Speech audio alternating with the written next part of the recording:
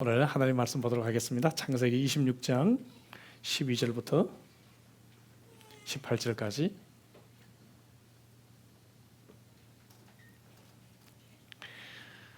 하나님 말씀 창세기 26장 12절부터 18절까지 우리 함께 보도록 하겠습니다. 한 절씩 교독하겠습니다. 12절 제가 읽습니다. 이삭이 그 땅에서 농사하여 그 해에 100배나 얻었고 여호와께서 복을 주심으로 그 사람이 장대하고 왕성하여 마침내 거부가 되어 양과 소가 때를 이루고 종이 심이 많음으로 블레셋 사람이 그를 시기하여 그 아버지 아브라함 때에 그 아버지의 종들이 판 모든 우물을 막고 흙으로 메웠더라. 아비멜렉이 이삭에게 이르되 내가 우리보다 크게 강성한즉 우리를 떠나라. 이삭이 그곳을 떠나 그랄 골짜기에 장막을 치고 거기 거류하며 다 같이 그 아버지 아브라함 때에 팠던 우물들을 다시 팠으니 이는 아브라함이 죽은 후에 블레셋 사람이 그 우물들을 메웠습니다. 이삭이 그 우물들의 이름을 그의 아버지가 부르던 이름으로 불렀더라. 아멘. 아멘. 오랜만에 또 만나는 분들이 또 계십니다. 여러분 너무나 반갑습니다. 그동안에도 이렇게 건강하시고 건강한 모습으로 함께 예배 드리게 돼서 얼마나 큰 기쁨과 또 감격이 있는지 모르겠습니다. 여러분들도 기쁘시죠?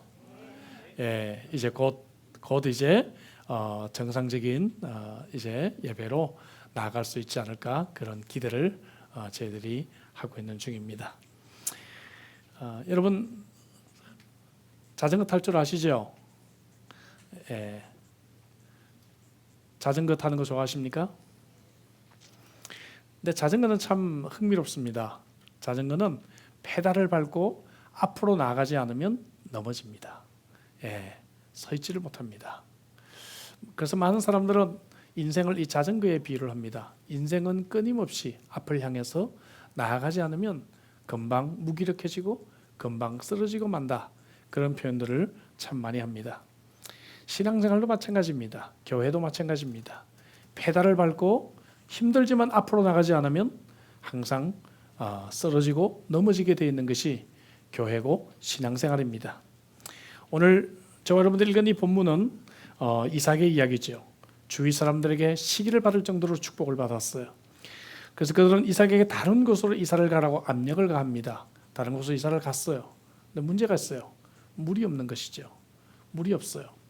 그래서 이삭이 한 일은 그곳에서 이제 옛날 아버지가 아브라함이 팠던 우물을 다시 판 일이었습니다. 그래서 우물을 찾을 수 있게 되었다 하는 이야기입니다. 근데 한 가지 문제가 더 있어요. 더 큰 문제가 있습니다. 블레셋 사람들이 그 우물을 막아버렸다 하는 것이죠. 사용하지 못하도록 흙과 여러 가지 오물들로 그 우물을 막아버린 것입니다. 자, 부흥에 대해서 말씀을 두 번째 오늘 생각하면서 오늘 이 말씀을 생각하게 된 것은 오늘날도 참으로 블레셋 사람들이 막은 그 우물들을 참으로 생각해 볼 때 이것이 오늘 우리들의 무기력한 그리스도인과 또 교회의 모습이 아닌가 하는 안타까운 마음을 가지고 있기 때문에 그렇습니다. 오늘날 교회와 그리스도인들의 부흥을 가로막고 있는 그러한 장애물들과 같다고 하는 것이죠. 여러분 부흥은 저절로 찾아오는 것이 아닙니다. 기도하기 전에 먼저 우리가 무릎 꿇기 전에 먼저 블레셋 사람들의 그러한 오염된 쓰레기들을 우리가 끄집어내야 하는 것입니다. 이것이 바로 이삭이 한 일이고 또 부흥을 하기 위해 우리가 해야 할 일입니다. 오늘 설교는 좀 어려운 설교입니다. 어쩌면 제 생에서 설교를 마지막으로 한번 할 기회가 있다면 오늘 같은 설교를 저는 하게 될 것입니다. 딱딱한 설교입니다. 듣기가 힘든 설교입니다. 마음에 고통이 있는 설교입니다. 저는 오늘 이 부흥의 장애물을 세 가지로 함께 생각을 해보겠습니다. 오늘 우리 모두가 오늘은 좀 진지하게 이 말씀들을 고민할 수 있기를 주의 이름으로 축복합니다. 자, 어떤 장애물들 우리가 넘어서야 할까? 블레셋 사람들이 막아버린 것이 무엇인가? 그것은 첫째로 기독교의 가장 중요한 그러한 진리들을 교리들을 막아버린 것입니다. 따라서 바른 교리의 회복이 무엇보다도 우리들에게 중요하다 하는 것입니다. 바른 교리가 회복이 될 때 우리는 장애물들을 넘어설 수가 있습니다. 16세기 종교개혁이 일어나기 전에는 믿음으로 의롭다 하고는 이 진리를 가로막고 있었습니다. 18세기에 놀라운 부흥운동이 일어나기 전에는 그 당시 사회를 지배했던 자연신론이라든지 합리주의 정신 같은 것들이 복음의 진리를 가로막고 있었습니다. 그러나 교회가 참된 교리로 돌아왔을 때 새로운 부흥이 항상 일어나게 되었습니다. 그렇다고 한다면 기독교의 가장 기본적인 교리는 무엇입니까? 복음의 진리입니다. 여러분 믿으십니까? 하나님이 누구이신지, 인간은 어떤 존재인지, 우리가 어떻게 구원을 받는지, 예수 그리스도가 누구인지가 늘 새로워지고 깨달아졌을 때 부흥이 찾아왔다고 하는 것이죠. 우리가 알다시피 하나님은 이 세상을 창조하시고 역사를 주관하시고 개인의 삶과 교회를 섭리하고 계심을 우리는 믿습니다. 여러분 아멘이십니까? 로마서 11장 36절에 이는 만물이 주에게서 나오고 주로 말미암고 주에게로 돌아감이라 그에게 영광이 세세에 있을지어다 라고 말씀하고 있습니다. 이 하나님은 의롭고 이 하나님은 동시에 사랑의 하나님이라는 사실을 우리는 또한 믿습니다. 근데 문제는 인간이에요. 인간은 죄인임을 또한 우리는 믿습니다.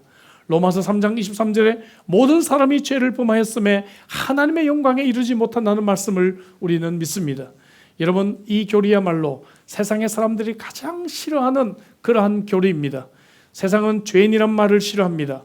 세상은 부정적인 언어들을 싫어합니다. 그러나 여러분 인간이 죄인이라고 하는 이 가르침을 그래서 교회에서는 더 이상 듣기가 어려운 그러한 말씀이 되었습니다. 역사적으로 교회가 생명력을 잃고 여러분 침체됐던 시기에는 사람들이 인간의 죄, 하나님의 심판 이런 것들을 믿지 않았습니다. 그것은 한낱 낡은 교리로만 그들이 생각했습니다. 하나님의 진노는 하나님의 사랑과 모순된 것이라고 그들은 생각했습니다. 그러나 여러분 반대로 부흥의 시기에는 언제나 내 자신이 하나님 앞에서 얼마나 죄인인지를 여러분 슬퍼했습니다. 내가 얼마나 쓸모없는 존재이고 내가 얼마나 만물보다 심히 부패했다는 사실을 알고 하나님 앞에 거꾸러졌다는 것을 우리는 알게 됩니다. 하나님의 본성은 죄를 미워하시기 때문에 우리는 하나님의 진노를 받아 마땅한 존재라는 사실을 사람들이 깨달았습니다. 1907년에 평양 장대현 교회 부흥회가 시작되는 첫날 정익로 장로는 당시의 영적 흐름을 이렇게 기록했습니다. 전에 경험하지 못했던 죄에 대한 굉장한 두려움이 나를 엄습했다. 어떻게 하면 이 죄를 떨쳐버리고 자유할 수 있을까? 몹시 번민했다. 어떤 사람은 너무 괴로워서 예배당 문을 뛰쳐나갔다가 다시 예배당 안으로 뛰어들어왔다. 그리고는 하나님께 울부짖었다. 하나님 내가 어떻게 하면 되겠습니까? 하나님 내가 어떻게 해야 되겠습니까? 라고 사람들이 부르짖으며 회개했다.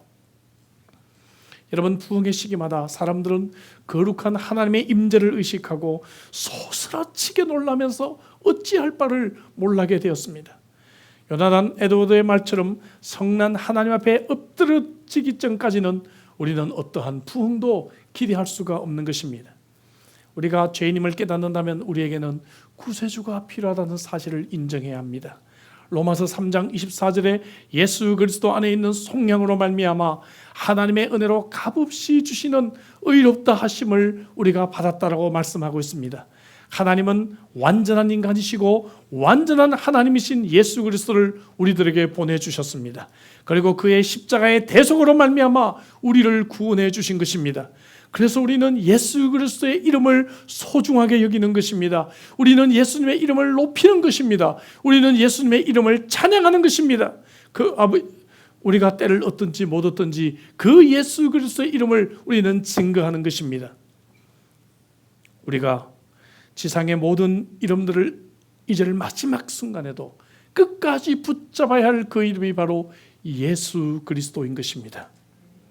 구세군 창설자 윌리엄 부스, 그는 죽어가면서 마지막에 임종을 앞둔 그 병상에서 재산을 정리하기 위해서 자녀 중 한 사람이 아버지에게 서류 봉투를 내밉니다. 그리고 마지막 이종에 어렵지만 서명을 해달라고 부탁을 합니다. 잠시 묵상을 하고 난 뒤에 윌리엄 부스는 있는 힘을 다해서 그 종이에 서명을 하고 스스로 그 종이를 봉투에 넣고 봉하게 됩니다. 나중에 자손들은 그 서류를 보고 깜짝 놀랍니다. 그가 마지막으로 남긴 그 서명은 자신의 이름이 아니라 Jesus is the Lord라고 하는 글씨가 그 자리에 쓰여져 있기 때문에 그렇습니다. 여러분, 우리 인생의 마지막 순간까지 붙잡아야 될 그 이름이 예수 그리스도인 줄로 믿습니다. 오늘날 여러분, 많은 교회들이 그리스도의 복음을 진부하게 여깁니다. 들었던 이야기 또 한다고 생각합니다. 블레셋 사람들처럼 인본주의 같은 쓰레기들을 교회에 가득 채워놨어요. 그래서 교회에서 복음을 들을 수가 없고, 교회에서 성경을 들을 수가 없고, 교회는 각종 이상한 그러한 여러분 이론들과 그러한 세상의 철학들로 뒤덮여 있는 것입니다. 그리스도의 죽음과 십자가의 복음이 덮여져 버린 것입니다. 그러나 여러분, 부흥의 시기마다 이 복음이 다시 외쳐졌고, 복음이 여러분 찬양되어져 왔다는 사실을 우리는 기억하시기 바랍니다. 바른 교리 회복을 위해 또 한 가지 중요한 것은 성경의 권위입니다. 여러분, 성경이 하나님의 말씀이라는 사실을 여러분들 믿으십니까? 여러분, 성경이 우리 인생에서 최고의 권위라는 사실을 여러분들은 믿으십니까? 베드로서 1장 21절에 예언은 언제든지 사람의 뜻으로 낸 것이 아니요 오직 성령의 감동하심을 입은 사람들이 하나님께 받아 말한 것이라는 사실을 우리는 믿으십니까? 이것을 믿지 않는 사람들은 자신의 이성이나 과학이나 철학을 기준으로 삼아 진리에 이르는 것을 강조합니다. 그러나 여러분, 역사적으로 볼 때 이럴 때마다 교회는 쇠퇴했고 그리스도인들은 능력이 없었습니다. 사회는 어두움 속에 있었습니다. 그러나 여러분, 항상 새로운 부흥이 찾아올 때는 성경으로 돌아갈 때였습니다. 성경이 다시 펴져지고 성경이 읽혀지게 되고 성경이 설교될 때, 그때 새로운 부흥이 이 땅에 찾아왔습니다. 디모데후서 2장 15절에 너는 진리의 말씀을 옳게 분별하여 부끄러울 것이 없는 일꾼으로 인정된 자로 자신을 하나님 앞에 드리기를 힘쓰라고 했습니다. 성경 말씀을 여러분 더 많이 배워야 합니다. 성경 말씀을 깨달아야 합니다. 성경 말씀을 깊이 묵상해야 합니다. 오늘날의 여러 상황에 대해서 성경적인 답이 무엇인지를 우리는 말할 수가 있어야 됩니다. 동성애에 대해서 우리는 어떻게 성경적으로 말할 것인지, 이 시대에 지금 문제가 되고 있는 인종차별과 이러한 인종 여러분 갈등에 대해서 우리는 어떻게 성경적으로 답을 줄 수 있을 것인지 우리는 늘 준비가 되어져 있어야 된다는 것이죠. 영국의 훌륭한 목회자였던 마틴 로이드 존저는 교회사에 있어서 쇠퇴기는 언제나 말씀의 선포가 약화되던 시기였다라고 이야기했습니다. 오늘 우리도 성경을 하나님의 말씀으로 다시 펼 때 새로운 부흥이 찾아올 줄로 믿습니다. 리바이벌이라고 하는 부흥은 어떤 분이 워드플레이로 리바이벌, 성경을 다시 펼 때 찾아오는 것이다, 그렇게 말을 했습니다. 여러분, 다시 한번 말씀 묵상이 회복되기를 주의 이름으로 축복합니다. 성경을 사랑하시기를 주의 이름으로 축복합니다. 성경의 권위가 다시 여러분들의 삶에 세워지고 우리 교회에 세워지고 그리고 여러분 이 땅에 세워질 수 있기를 주의 이름으로 축복합니다. 부흥을 위해서 넘어서야 될 두 번째 장애물, 그것은 자만과 무기력이에요. 그래서 교회가 다시 능력을 회복해야 하는 것입니다. 교회 능력은 본질에 집중할 때 나타납니다. 하나님께서 교회를 만드셨다면 하나님께서 만드신 그 매뉴얼대로 교회가 교회다워질 때 교회는 능력이 있게 되는 것입니다. 요한계시록을 보면 자만에 빠진 교회가 나옵니다. 주님이 책망하시는 라우디게아 교회죠. 계시록 3장 17절에 보니까 내가 말하기를 나는 부자라 부유하여 부족한 것이 없다 하나 내 곤고한 것과 가련한 것과 가난한 것과 눈먼 것과 벌거벗은 것을 알지 못하는도다. 오늘날로 말하면 내가 모태 신앙인인데, 내가 교회를 20년 다녔는데, 내가 몇 명을 전도했는데, 내가 헌금을 얼마나 하는데, 내가 11조를 하는데, 내가 교회에서 어떤 사역을 하는데 라고 자랑하는 것과 마찬가지일 수가 있겠지요. 설교 준비를 하면서 오늘날 많은 교회들이 이 라우디게아 교회 같다는 사실을 참으로 생각하게 되었습니다. 무척 괴로운 설교 준비였습니다. 우리는 가난하고 헐벗고 곤고해 있고 비참하고 눈멀어 있지만 우리는 이것을 깨닫지 못하고 있습니다. 외형적인 건물과 사람들의 숫자, 헌금의 숫자에 우리는 쏟고 있는지 우리는 모릅니다. 교회가 침체기에 접어들수록 언제나 사람이 몇 명 모이고 그리고 얼마나 교회가 재산을 가지고 있고 이것에 우리는 에너지를 집중하고 관심이 있었습니다. 그래서 무슨 운동을 벌이기도 하고 경품을 내걸기도 하고 연합집회를 하기도 하고 외부적인 어떤 프로젝트를 우리는 관심을 갖게 되었어요. 그러나 여러분, 부흥의 시기는 항상 지역교회들이, 작은 지역교회들이 건강하게 자라고 있었다는 것을 우리는 알게 됩니다. 저는 부족하지만 목회한 세월이 짧지 않다 보니까 여러 곳에서 동역을 하자 이런 제의들을 자주 받고 있어요.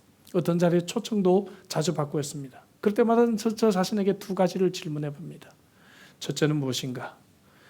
이 사역이 지역교회를 건강하게 세우는 것인가? 두 번째는 이 사역이 교회의 가장 본질 중에 본질인 선교를 하는 것인가? 이 두 가지 질문을 저는 제 자신에게 늘 던져보고 있습니다. 그래서 저희가 호주의 이민교회들을 섬기기 위해서 제자훈련 네트워크라든지 디모데 성경연구원이라든지 이런 사역을 감당해 온 것이죠. 선교를 위해서 여러 단체들과 동역하고 있는 것이죠. 한국교회의 어느 지도자 목사님은 이런 말씀을 하신 적이 있습니다. 한국교회의 미래는 한국교회 94%나 되는 300명 이하의 풀뿌리 교회가 어떻게 분투하느냐에 따라 달려있다. 그는 그런 말씀을 하셨는데 저는 깊이 공감한다고 생각합니다. 풀뿌리 교회들의 헌신이 없이는 대형교회가 있을 수가 없고, 풀뿌리 교회의 헌신이 없이는 여러분 복음 전도가 영원하기 때문에 그렇습니다. 우리는 대형교회를 선호하고 대형교회는 잘 되는 교회, 작은 교회는 잘 되지 않는 교회로 생각하지만 여러분, 오늘날 많은 전도는 이러한 풀뿌리 교회들의 헌신에 힘입었다는 것을 우리는 기억해야 합니다. 작은 교회 한 교회가 건강하게 자라날 수 있도록, 작은 교회 한 교회가 생존할 수 있도록 여러분, 우리가 기도하고 우리가 섬기고 우리가 도울 때 이 땅의 부흥이 찾아오는 것입니다. 코로나 바이러스 이 어려운 시기를 맞아서 많은 교회들이 문을 닫고, 많은 작은 교회들이 렌트비를 내지 못하고, 많은 교회들이 고통과 어려움을 겪고 있는 이 현실이 저는 너무나 고통스럽고 마음이 아픕니다. 사랑하는 성도 여러분, 교회들을 위해 기도하시기를 주의 이름으로 축복합니다. 교회의 본질을 회복해야 합니다. 가장 본질이 무엇인가? 말씀드렸죠. 모여서 예배하고 흩어져서 전도하는 것. 이것이야말로 교회의 가장 본질 중에 본질입니다. 지난주에 주셨던 말씀, 사도행전 2장 47절 말씀, 하나님을 찬미하며 또 온 백성에게 칭송을 받으니 주께서 구원받는 사람을 날마다 더하게 하시니라. 모여서는 하나님을 찬양하고 예배하고 밖으로 나가선 백성들에게 칭찬을 받는 덕스러운 삶을 살고 복음을 증거함으로 말미암아 예수 믿는 사람이 더 계속해서 늘어나게 되는 것, 본질 중에 본질이라고 생각합니다. 록펠러는 우리가 잘 아는 미국의 대사업가였습니다. 그가 발표한 자서전에 보면 자기가 세계 최고의 부자가 된 비결을 어머니가 남겨주신 3가지 유산이라고 그는 고백합니다. 록펠러의 재산을 여러분 지금의 화폐 단위로 환산하면 빌 게이츠의 재산의 12배 정도 된다고 합니다. 그러니까 얼마나 큰 부자였는지 우리가 상상이 안 되죠. 그는 이런 말을 합니다. 나는 어린 시절에 어머니와 3가지 약속을 했습니다. 나는 그것이 무슨 일이 있어도 지켰고 지금 와서 생각하면 그것이 어머니에게서 받은 3가지 유산이었습니다. 첫째 유산은 11조 생활을 해야 한다는 것이었습니다. 어머니는 어려서부터 나를 교회에 데리고 다녔고 나는 용돈을 20센트씩 받았는데 그때마다 어머니는 11조 하는 습관을 나에게 가르쳐 주셨습니다. 나는 사업에 대한 모든 비전을 기도 중에 얻었고 11조를 드렸습니다. 내가 만일 그때 어머니에게서 그런 교육을 받지 않았다면 100만 불을 벌었을 때 10만 불이라는 11조는 결코 나는 드리지 못했을 것입니다. 하지만 나는 어머니를 통해 철저한 11조 교육을 받았기에 세계 최고의 부자가 되어 엄청난 돈을 벌 때도 변함없이 저는 11조 생활을 정확하게 드릴 수가 있게 되었습니다. 부자로 성공하게 된 두 번째 신앙유산은 교회에 가면 늘 맨 앞자리에 앉아 예배를 드리는 것이었습니다. 어머니는 언제나 어린 나를 데리고 40분 일찍 교회에 도착해서 맨 앞자리에 앉아 예배를 준비하고 예배를 드렸습니다. 어머니는 그래야만 목사님의 말씀에 더 많은 은혜를 받을 수 있다고 강조했습니다. 어머니는 맨 앞자리가 가장 축복이 넘치는 자리라고 늘 생각하셨습니다. 세 번째 신앙유산은 교회 일에 순종하고 목사님의 마음을 아프게 하지 말라는 어머니의 가르침이었습니다. 그래서 나는 조금씩 마음에 안 드는 일이 있어도 늘 목사님의 말씀을 따랐고 무슨 일이든 교회에서 정한 것에 대해서는 불평하지 않고 항상 순종한다는 원칙을 저는 지켜왔습니다. 록펠러의 어머니는 자기의 아이들에게 신앙의 가장 본질이 무엇인지를 가르쳐 주었던 것입니다. 로버트 매치언이라는 유명한 설교가는 이런 말을 했습니다. 내가 강단에 올라가기 전에 이미 성도들은 흐느끼고 있었다. 무슨 말입니까? 여러분, 예배를 이렇게 준비하라는 것이죠. 여러분, 교회의 가장 본질이 예배라고 한다면 우리는 어떻게 이 예배를 사모하며 예배를 준비하고 계십니까? 여러분, 예배를 사모하십니까? 이 시간이 기다려지십니까? 어떻게 예배를 드리고 계십니까? 온라인 예배에 안락함에 젖어서 하나님을 만나는 예배의 감격을 잊어버린 지 오래되지는 않으셨나요? 여러분, 모여서 함께 하나님을 예배한 다음에 우리는 흩어져서 이 복음을 전할 수가 있어야 합니다. 진리의 말씀이라면, 잃어버린 영혼들이 있다면, 그들이 사망의 길로 가고 있다면 우리는 그들에게 이 복된 말씀을 우리는 가르쳐야 합니다. 이것이 또한 영적 무기력증에 빠진 성도들을 치유하는 방법이 되기도 합니다. 구원받지 못한 영혼들에 대해서 거룩한 부담감을 갖는 것, 이것이야말로 건강한 성도라면 누구나 가져야 될 그러한 마음이지요. 본질에 집중할 때 교회와 그리스도인들은 능력을 다시 회복할 수가 있습니다. 그러나 병든 교회는 비본질로 인해서 싸우고 갈라집니다. 여러분, 교만은 다툼을 일으키게 하는 것입니다. 그래서 우리는 이 비본질에 대해서 늘 일치할 수 있어야 합니다.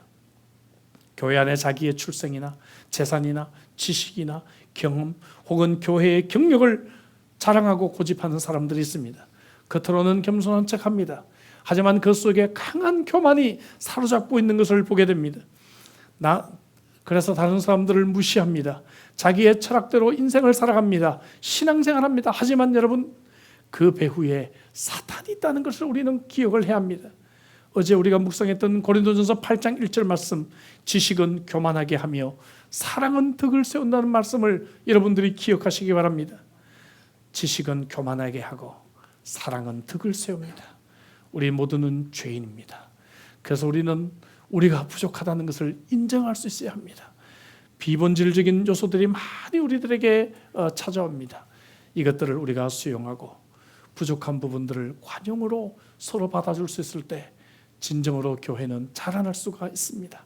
빌립보서 2장 20절에 마음을 같이하여 같은 사랑을 가지고 뜻을 합하여 한 마음을 품으라고 우리들에게 말씀하고 계십니다. 여러분, 마음이 하나 되시기를 주의 이름으로 축복합니다. 한 마음 품으시기를 주의 이름으로 축복합니다. 여러분, 교회가 능력을 발휘하기 위해서는 본질에 집중하고 비본질에 일치할 때 교회는 능력을 다시 회복할 수가 있습니다. 사랑하는 성도들 여러분, 이러한 능력이 여러분들의 삶에 우리 교회에 다시 한번 회복되기를 주의 이름으로 축복합니다. 부흥의 장애물을 넘어서기 위해서 바른 교리를 회복하고 그리고 교회의 능력을 회복해야 된다고 말씀드렸습니다. 마지막 세 번째, 성도들의 열정이 회복되어야 합니다. 어떤 설교가는 이 시대의 신앙의 최고의 적은 안락과 평안을 추구하는 것이라고 했습니다. 그래서 거짓 평안을 붙들고 있습니다. 영적 게으름에 젖어 있는 신앙인들을 많이 바라보게 됩니다. 어쩌면 현대인들은 내가 지금까지 쌓아올린 이것을 지켜줄 수 있는 종교가 필요한지도 모릅니다. 여러분, 기도 제목을 물으면 90% 이상이 평안, 가족 건강, 여러분 지금 이대로 잘 살 수 있는 것, 이것이 우리의 기도의 여러분 차원을 벗어나지 못하고 있습니다. 물론 이것이 잘못은 아닙니다. 그러나 여러분, 이것이 또한 진정한 예수 제자의 길도 아닙니다. 사람들은 자기들에게 평안을 주고 도움이 되는 메시지를 원합니다. 듣고 싶은 설교를 듣기 위해서 찾아다니고 있습니다. 물론 그런 메시지도 성경에 있고 그런 메시지도 필요합니다. 저는 특별히 코로나 바이러스 시대가 시작되고 난 이후로 수요일마다 이 어려운 시기를 함께 이겨나가기 위해 여러분들에게 말씀을 증거해 왔습니다.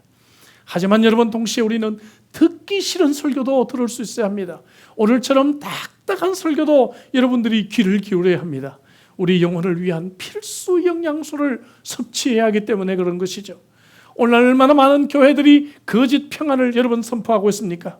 얼마나 많은 여러분 교회들이 돈을 어떻게 하면 잘 관리할 수가 있는지, 어떻게 하면 좋은 리더십을 발휘할 수가 있는지, 어떻게 하면 교회를 잘 매니지먼트 할 수 있는지에 대해서 여러분 가르치고 있습니다. 구약 성경을 보아도 거짓 선지자들은 인기가 있었습니다. 평화가 없는데 평화를 외쳤어요. 백성들이 듣고 싶어하는 메시지만 골라서 설교하고 가르쳤다는 것입니다. 사람들은 몰려왔는데 능력이 없고, 사람들은 몰려오는 것 같은데 교회는 여러분 힘이 없습니다. 세상에 영향력을 주지 못합니다. 반대로 여러분, 진실과 회개를 외쳤던 예레미야 선지자는 백성들에게 외면과 핍박을 받아야 했습니다. 예레미야 6장 14절 말씀에 그들이 내 백성의 상처를 가볍게 여기면서 말하기를 평강하다 평강하다 하나 평강이 없도다, 평강이 없도다. 여러분, 이 가슴 아픈 메시지를 오늘 우리는 들을 수 있어야 합니다. 우리는 영적 게으름에서 벗어나야 합니다. 부흥의 시기의 주역들은 한결같이 일벌레였습니다. 부흥운동을 이끌었던 조지 워필드는 당시 교회 지도자들에게 열광주의자라고는 비난을 받아야만 했고, 존 웨슬레는 자신을 위해 평생 기도했던 어머니 수잔나에게서조차도 왜 그렇게 미치광이처럼 열심장이가 되었냐는 핀잔을 받아야만 했습니다. 어느 시각장애인이 밤에 다닐 때 램프를 들고 다녔어요. 어두운 밤길에. 옛날 얘기죠. 가로등이 없을 때죠. 자기는 보지 못하지만 이 램프를 보고 사람들이 자기를 피해가기 원했던 것입니다. 어느 날 어떤 사람과 크게 부딪힙니다. 막 화를 내요. 여보시오, 나는 눈이 보이지 않지만 당신은 이 등불이 보이지 않소. 나를 피해가야 되지 않소. 그랬더니 이 사람이 처음에는 사과를 하다가 이야기합니다. 여보세요, 당신 이 램프가 언제 꺼졌는지 당신은 모르지요. 진짜 꺼진 램프입니다. 사랑하는 성도 여러분, 우리의 영적인 램프가 언제 꺼져 있는지 여러분 알고 계십니까? 그런데도 불구하고 나는 오랫동안 교회 다녔다고, 나는 주일 예배를 드렸다고, 나는 지금 신앙생활을 하고 있다고, 나는 능력이 있는 그리스도인인 것처럼 착각하며 그렇게 우리가 신앙생활하고 있지는 않는지 두렵습니다. 저는 제 자신의 영적 게으름에 대해서도 가끔 한탄을 하고 있어요. 근데도 가끔 호주 목사님들로부터 핀잔을 받을 때가 있습니다. 우리 교회에 속한 호주 교단은 호주 노동법에 의해서 일주일에 38시간 일을 하라 이야기합니다. 1년에 5주 법적 휴가를 반드시 가지라고 하고 있습니다. 물론 늘 영적 싸움에 최전선에서 일하고 있는 이 목회자들에게 휴가는 대단히 중요합니다. 저는 이것을 합니다. 이런 말도 있죠. Minister is a salad. It's best when it's fresh. 예. 목사들은 샐러드와 같아서 프레시할 때 가장 최고다. 여러분, 사역을 하다 보면 휴가를 가지지 못할 때가 있어요. 그렇지 않습니까? 잠을 자지 못할 때가 있습니다. 기도하며 고민할 때가 한두 번이 아닙니다. 여러분, 영적 게으름을 피지 않도록 저를 위해서 기도하시고, 또 여러분 자신들을 위해 기도하시고, 서로를 위해 기도하시기를 주의 이름으로 축복합니다. 시간이 없어 교회 못 나오는 것이 아니지 않습니까? 시간이 없어서 성경을 못 읽는 것이 아니지 않습니까? 시간이 없어서 사역을 못하는 것이 아니지 않습니까? 시간이 없어서 내가 말씀 훈련 못 받는 것이 아니지 않습니까? 시간이 없어서 전도 못하는 것이 아니지 않습니까? 사랑하는 성도 여러분, 영적으로 우리는 다시 깨어나야 합니다. 로마서 12장 11절 같이 한번 읽도록 하겠습니다. 다 같이. 부지런하여 게으르지 말고 열심을 품고 주를 섬겨라. 여러분, 오늘 이 말씀을 가슴에 품고 다시 한번 열심히 회복되기를 주의 이름으로 축복합니다. 나가 영적인 열정을 회복하기 위해서는 하나님을 경험하는 삶을 살 수 있어야 합니다. 하나님을 경험하는 삶. 영적 무기력증에 빠지면요, 머리로는 다 아는데 행동이 되지 않아요. 똑같아요. 우리가 여러분 일반적으로 심리적인 무기력증에 빠지면요 다 알잖아요, 그렇죠? 특히 여러분 아기를 키우는 우리 젊은 엄마들이 무기력증에 빠질 때가 있잖아요. 그럼 지금 아기에게 젖을 줘야 되고, 내가 일어나서 집안을 좀 청소하고 빨래해야 되고 다 아는데, 머리로는 아는데 몸이 움직이지 않잖아요. 몸이 움직이지 않는 거예요. 영적 무기력증에 빠지면 똑같습니다. 머리로는 많이 알아요. 머리로는 알아서 비판합니다. 머리로는 보이는 것들이 많아요. 그러나 여러분, 몸이 움직이지 않아요. 아무것도 행동이 없어요. 열매가 없다는 것이죠. 교회 가끔씩 나오면서 진리의 말씀을 깨닫게 되고 죄를 의식하게 되고 도전은 받아요. 하지만 그것을 태면하지 못합니다. 그것을 실천하지 못합니다. 뭔가 적용하지 못합니다. 예배당 문을 나서는 순간에 이 은혜를 까먹어버리고 말아요. 매 순간 그래서 우리는 하나님을 경험하는 삶이 필요합니다, 여러분. 그래서 우리가 매일 말씀을 묵상해야 되는 거예요. 하루라도 말씀 묵상을 놓치면 나는 또 무기력해지기 때문에 그렇습니다. 그래서 우리는 매일 무릎 꿇어 기도해야 되는 것입니다. 기도하지 않고는 또 무기력해지기 때문에 그렇습니다. 바울 사도는 하나님을 경험하는 삶을 이렇게 적용합니다. 빌립보서 3장 10절에 보니까 내가 그리스도와 그 부활의 권능과 그 고난에 참여함을 알고자 하여 그의 죽으심을 본받아. 그 다음 11절 12절 어떻게 해서든지 죽은 자 가운데서 어떻게 해서든지, 여러분 이 말이 얼마나 우리 마음속에 와닿아요. 12절 말씀 우리가 잘 아는 말씀이죠. 내가 이미 얻었다 함도 아니요 온전히 이루었다 함도 아니라 오직 내가 그리스도 예수께 잡힌 바 된 그것을 잡으려고 달려간다고 했습니다. 주님을 더 알고 주님을 더 체험하기 위해 몸부림쳤던 이 다윗의 모습입니다. 사랑하는 성도 여러분, 주님을 더 깊이 알아가시기를 바랍니다. 매일매일 하나님을 경험하는 인생을 사시기를 주의 이름으로 축복합니다.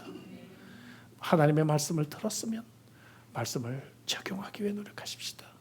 실천하기 위해 노력하십시다. 작은 것 하더라도 내가 이 말씀 가지고 고민하고 이 말씀 가지고 어떻게 살 것인지를 여러분 고민하고 적용하시기를 주의 이름으로 축복합니다. 바울이 가졌던 이 마음, 내가 이미 얻었다 함도 아니요 우리는 더 배워야 합니다. 우리는 더 훈련되어야 합니다. 우리는 더 노력해야 됩니다. 자전거 페달처럼 밟지 않으면 쓰러집니다. 밟지 않으면 도태됩니다. 여러분 이 페달을 밟으십시오. 나아가십시오. 하나님을 경험하십시오. 매일매일의 삶 속에서 하나님의 은혜를 깊이 체험할 수 있기를 주의 이름으로 축복합니다. 록펠러의 이야기를 말씀드렸어요. 록펠러의 어머니는 아들이 세계 최고의 부자가 되는 것을 다 보고 난 뒤에 세상을 떠났습니다. 그녀는 방랑벽이 심한 남편 때문에 너무나 가난한 가정을 혼자 꾸려야 했었습니다.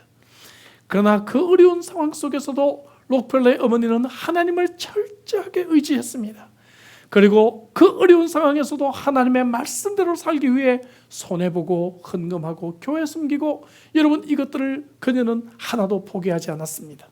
그리고 자녀들에게 어떻게 살아야 되는지 그의 삶을 통해서 유산으로 남겨주었습니다. 세상을 떠나면서 록펠러에게 10가지 교훈을 정리해서 유언으로 남겼습니다. 이 10가지야말로 하나님을 체험하는 삶입니다. 첫째, 하나님을 친아버지 이상으로 섬겨라. 두 번째, 목사님을 하나님 다음으로 섬겨라. 세 번째, 주일 예배는 항상 본교회에서 드려라. 네 번째, 오른쪽 주머니는 항상 11조 주머니가 되게 하라. 다섯 번째, 아무도 원수를 만들지 말라. 여섯 번째, 아침에 목표를 세우고 기도하라.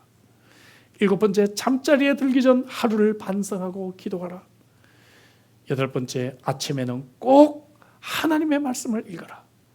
아홉 번째, 남을 도울 수 있을 때 힘껏 도우라. 열 번째, 예배 시간에 항상 앞자리에 앉아라. 이것이 열 번째입니다.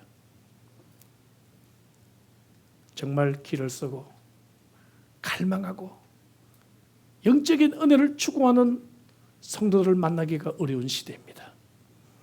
표대를 향해 나아가기보다는 몇 년 몇십 년을 원을 그리며 빙빙 돌고 있는 성도들을 보게 됩니다. 변화가 없습니다. 여러분, 우리는 앞을 향해서 나아가야 합니다. 이 장애물들을 벗어버리고 여러분들의 심령에 새로운 부흥이 찾아와야 합니다. 바른 교리를 회복하고 교회의 능력을 회복하고 성도들의 열정이 회복되는 것, 이것은 성령 충만함으로 가능한 일입니다. 그래서 바울 사도는 성령 충만을 입어라. 부흥의 시기에는 성령이 주체할 수 없을 만큼 강하게 우리들에게 은혜를 주십니다. 성령을 소멸하는 죄를 짓지 말라고 성경은 우리들에게 말합니다. 여러분들이 하나님을 떠났기 때문에 울어본 적이 언제입니까? 하나님이 주시는 기쁨 때문에 여러분이 웃음을 절제하지 못했던 적이 여러분 언제란 말입니까? 십자가에 대한 말씀을 묵상하다가 흐르는 눈물을 주체할 수 없었던 것이 여러분 언제적 이야기란 말입니까? 정말 우리가 이 시대의 부흥을 소망한다면 안락과 여러분 게으름을 벗어버리고 열심을 품고 성령의 임재와 역사들을 자유롭게 체험할 수 있어야 할 것입니다. 오늘 본문으로 돌아옵니다. 이삭은 물이 있는 곳을 알아보기 위해 정보를 수집하거나 분석하거나 전문가를 초청하지 않았습니다.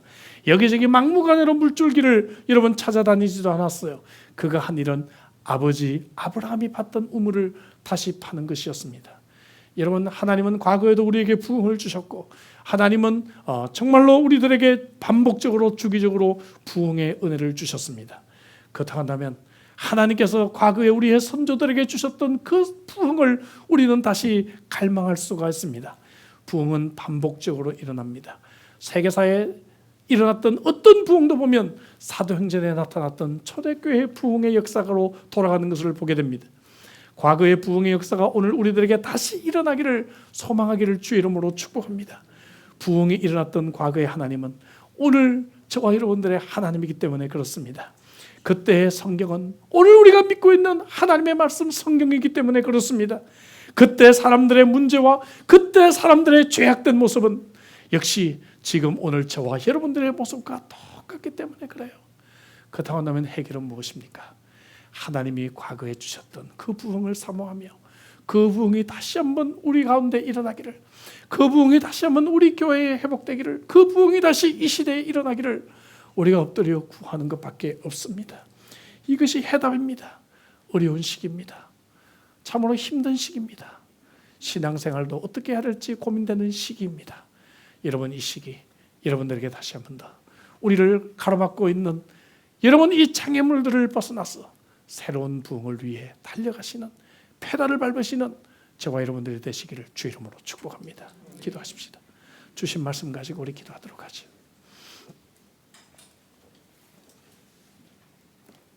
강의 설교를 몇 주 멈추고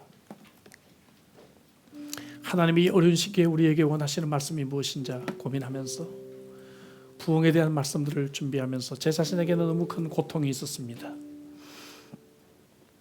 여러분들에게도 이런 고통이 있기를 소망합니다.